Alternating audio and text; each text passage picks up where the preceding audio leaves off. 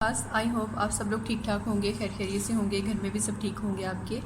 अच्छा, हम लोगों ने फर्स्ट 6 क्वेश्चंस कर लिए हैं। आज मैंने मिस शफीका को मैसेज किया था आप लोगों के टेस्ट के बारे में। मैंने कमर्शियल ज्योग्राफी और अकाउंटिंग का टेस्ट आप लोगों को बता दिए, आप लोग नोट कर लीजिएगा। उन डेज में इंशाल्लाह मैं आपसे टेस्ट जो है ना वो कंडक्ट करूँगी। आज फर्स्ट क्वेश्चन 6 तक हमने कर लिए थे। क्वेश्चन नंबर आज हम 7 करेंगे। 7 भी वही मेथड है जो हम कल और परसों कर रहे थे, यानी रिड्यूसिंग बैलेंस मेथड के तहत आपने क्वेश्चन करना है, डेप्रिसिएशन चार्ज करनी है। तो हम क्वेश्चन की तरफ आते हैं। अगर आप देखो, आपका क्वेश्चन है on 1 January 2001 a firm purchase machinery worth ₹50,000। On 1 July it buys 2003। पहली मशीनरी जो है वो परचेज़ की गई है 1 जनवरी को, और दूसरी मशीनरी जो परचेज़ की है वो 10,000 रुपीज़ वैल्यू की जो है 1 जुलाई 2003 को परचेज़ की गई है, और 1,000 जो है वो इसकी इरेक्शन पे जो है वो पे किए गए। The accounts are closed every year on 31 December. Accounts हर साल 31 दिसंबर को जो है वो क्लोज किए जाते हैं। Assuming the normal depreciation to be 10% per annum, show the machinery account for 4 years under reducing balance method. Question में 2 तरह की मशीनरी परचेज़ की गई है। एक वो मशीन है जो 1 जनवरी 2001 को परचेज़ की गई थी, और दूसरी वो है जो 1 जुलाई 2003 को परचेज़ की गई है, और उस पर 1,000 जो है वो इलेक्शन चार्जेस भी पे किए हैं।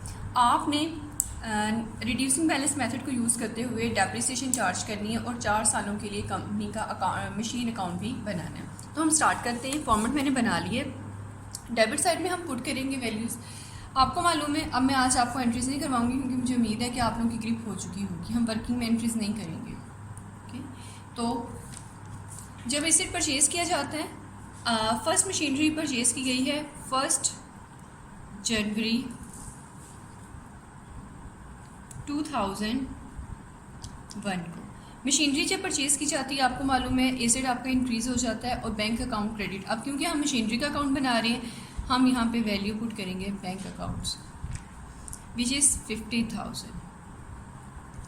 ओके, तो 1 जनवरी 2001 से आपने जो है वो मशीन को परचेज़ किया। इसके अलावा इस साल में मतलब 2001 में कोई और ट्रांजैक्शन नहीं हुई, सिर्फ डेप्रिसिएशन चार्ज करेंगे। आपको मालूम है डेप्रिसिएशन साल के एंड पे चार्ज की जाती है, और तो यहाँ पे हम डेट मेंशन करेंगे 31 दिसंबर 2001।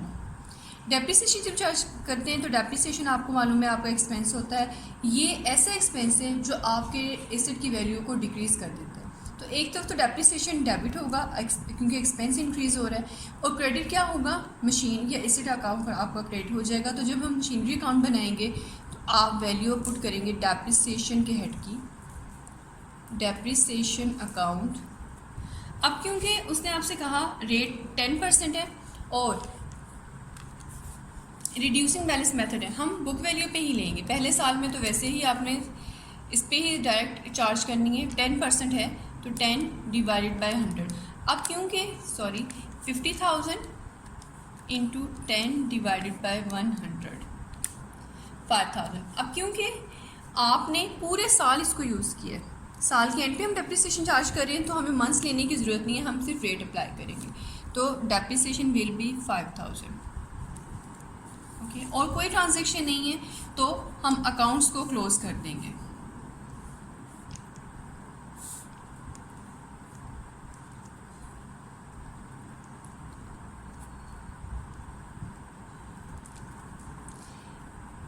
आप बैलेंस कैरी डाउन कैलकुलेट करोगे 31 दिसंबर 2001 को। आप 50,000 में से 5,000 को माइनस करोगे, 45,000 से आपका बैलेंस कैरी डाउन होगा।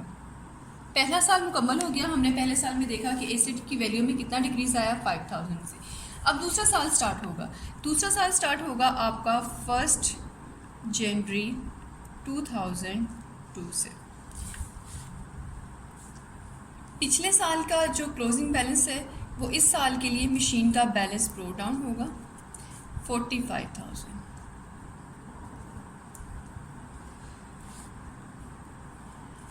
इस साल भी और कोई ट्रांजैक्शन नहीं हुई, सिर्फ साल के एंड पे आपने डेप्रिसिएशन चार्ज करनी है। आपको मालूम है साल का एंड क्लोजिंग डेट है 31 दिसंबर 2002 डेप्रिसिएशन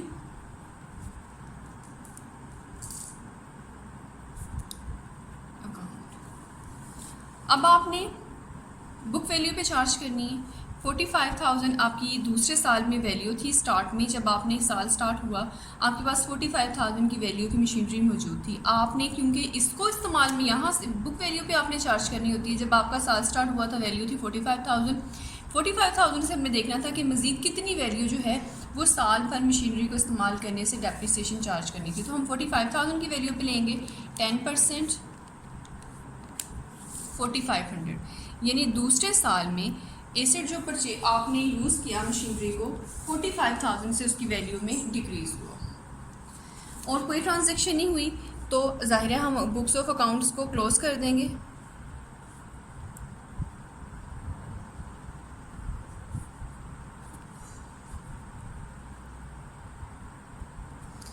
और अपना बैलेंस जो है हम ये देखेंगे कि साल के एंड पे दूसरे साल के एंड पे कितनी वैल्यू का मशीनरी जो है वो हमारे पास मौजूद है। तो 31 दिसंबर 2002 को हम बैलेंस कैरी डाउन कैलकुलेट कर लेंगे। अब 45,000 में से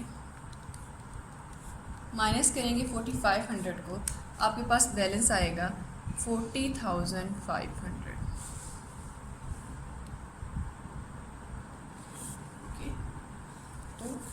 तीसरा साल शुरू होगा हमारा 1 जनवरी 2003 को। आप बैलेंस ब्रोट डाउन कैलकुलेट करेंगे 40,500 से। 2003 शुरू हो चुका है, तीसरा साल है ये। 2003 में ही अगर आप दोबारा आप रिक्वायरमेंट की तरफ आ लो, आप 1 जुलाई को 2003 को एडिशनल मशीन परचेज़ कर रहे हो 10,000 से और उस पर 1,000 जो है वो इरेक्शन चार्जेस भी आप पे कर रहे हैं। इसी साल है तो ज़ाहिर है हम इसी साल में ट्रांजैक्शन को रिकॉर्ड करेंगे। जब आपने फर्दर एसेट परचेज़ किया होगा आपने एंट्री तो वही पास की होगी, machinery account debit, bank account credit, और ये इरेक्शन चार्जेस भी मशीनरी का हिस्सा है तो आप इसकी भी सेम एंट्री होगी machinery account to bank account. और डेट होगी यहाँ पे 1 जुलाई 2003। बैंक अकाउंट जितनी वैल्यू का आपने मशीन परचेज़ की, फर्दर मशीन परचेज़ की है आपने 10,000। इरेक्शन चार्जेस भी बैंक अकाउंट के हेड में आप चार्ज करेंगे यहाँ पे 1,000। ओके, साल के एंड पे आपने ये देखना है कि कितनी डेप्रिसिएशन चार्ज हो रही हैं, कितनी वैल्यू का जो है वो डिक्रीज़ आ रहा है एसेट्स की वैल्यू में, उसको इस्तेमाल में करने की वजह से। अब यहाँ पे आपके पास 2 तरह की मशीनरी है। एक वो मशीन जो आपने आपके पास स्टार्ट में मौजूद थी और एक वो मशीन जो आपके पास मिड ऑफ द ईयर में जाके आपने फर्दर कंपनी ने परचेज़ की है।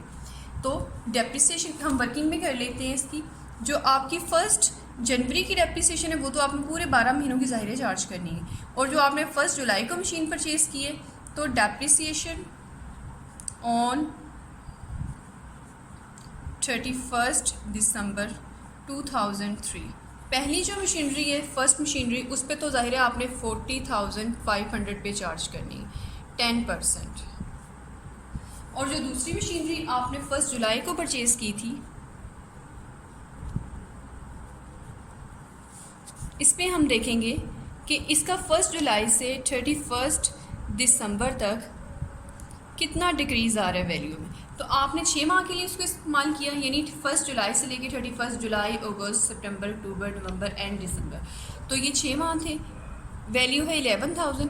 आप 11,000 पे कैलकुलेट करेंगे 10%, और क्योंकि 6 मंथ्स आपने यूज़ किया है तो आपको 6/12 भी करना पड़ेगा। 11,000 इंटू 10 डिवाइडेड बाई 100, ये तो हमारे पास रेट आ गया, और हमने 6 डिवाइडेड बाई 12 करने हैं ताकि हमें पता चले कि हमने साल में इसको कितने महीने हमने सिर्फ इस्तेमाल किया था। 6 माह में इस्तेमाल करने की वजह से जो हमारे पास वैल्यू आई है वो है 550 रुपीज़। ये तो थी वो मशीनरी जो आपने 1 जुलाई को परचेज़ की थी। जो 1 जनवरी से लेके 31 दिसंबर तक आपके पास मौजूद थी वो थी 40,500। उसकी अलहदा से आप कर लोगे 10 डिवाइड बाई 100 44,050 रुपीज़, ये दोनों डेप्रिसिएशन। हम इसको टोटल कर लेंगे plus 550, it will be 4600 total, यानी 2003 में इन दोनों मशीन्स की वैल्यू पे 4600 की डेप्रिसिएशन चार्ज करनी है। आप अलग-अलग नहीं करेंगे, आप वर्किंग कर लेंगे। वर्किंग करने के बाद आप इसको टोटल एक ही लिखेंगे, क्योंकि एक ही मशीनरी का हेड तो अकाउंट एक ही है ना। तो आपकी जो वैल्यू आएगी 31 दिसंबर 2003 को डेप्रिसिएशन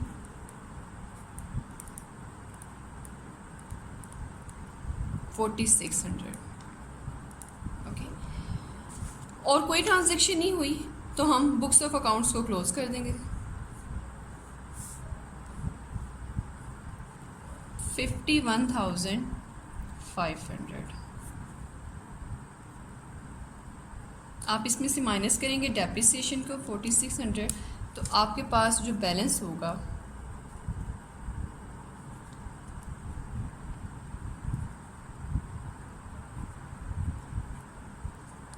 46,900, ओके। यानी तीसरे साल के एंड पे जो हमारे पास कंपनी के पास दो मशीन्स मौजूद थी 46,900 की वो मौजूद थी। तीसरा साल भी मुकम्मल हो गया। हमने 4 सालों के लिए अकाउंट्स बनाना था। चौथा साल हमारा स्टार्ट होगा। चौथा साल शुरू होगा 1 जनवरी 2004 को। बैलेंस ब्रोट डाउन चौथे साल में हमारे पास है 46,900 से। अकाउंट्स क्लोज हो रहा है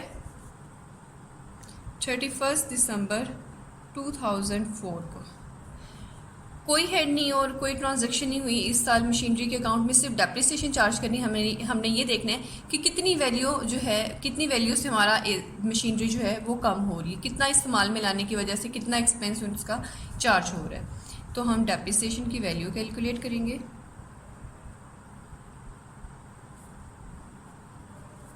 $46,900 की बुक वैल्यू थी, बुक वैल्यू पे ही हमने चार्ज करना है। It will be 4,690 rupees.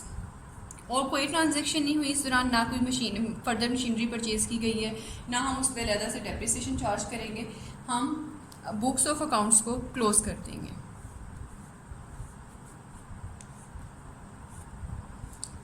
$46,900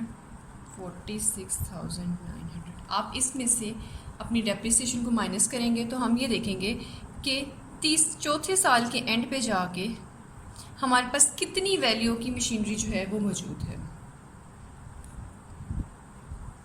आप 46,900 में से माइनस कर देंगे इसकी डेप्रिसिएशन विच इज़ 4,690, तो आपके पास वैल्यू आएगी 42,210 42,210 रुपीज़, ओके। यानी 4 साल तक ये दोनों मशीन्स कंपनी ने जो पहले 1 जनवरी को परचेज़ की थी वो भी, और जो 1 जुलाई 2003 को परचेज़ की वो भी, टोटल 4 साल तक इन दोनों मशीन्स को इस्तेमाल करने के बाद कंपनी के पास जो वैल्यू मशीन की है, value of machinery at 31st December 2004 is rupees 42,210 rupees, okay. अब मैं क्वेश्चन आपको फिर से रिपीट कर देती हूँ। कंपनी ने मशीनरी परचेज की थी 1 जनवरी 2001 को। उसके बाद उसने कहा कि रेट ऑफ डेप्रिसिएशन है 10% और मेथड है रिड्यूसिंग बैलेंस मेथड। तो हमने देखा कि साल के एंड पे जो डेप्रिसिएशन का एक्सपेंस आया बिजनेस में इस्तेमाल की वजह से मशीनरी की जो वैल्यू डिक्रीज हुई वो 5,000 थी, क्योंकि बुक वैल्यू थी। दूसरे साल में कंपनी के पास जो बुक वैल्यू थी वो 45,000 की मशीनरी की वैल्यू मौजूद थी। रिड्यूसिंग बैलेंस मेथड है तो बुक वैल्यू पे ही आपने चार्ज करना है। आपने डेप्रिसिएशन चार्ज की, वो 4,500 आई। तीसरे साल के मिड में जाके कंपनी ने फर्दर मशीनरी परचेज की थी,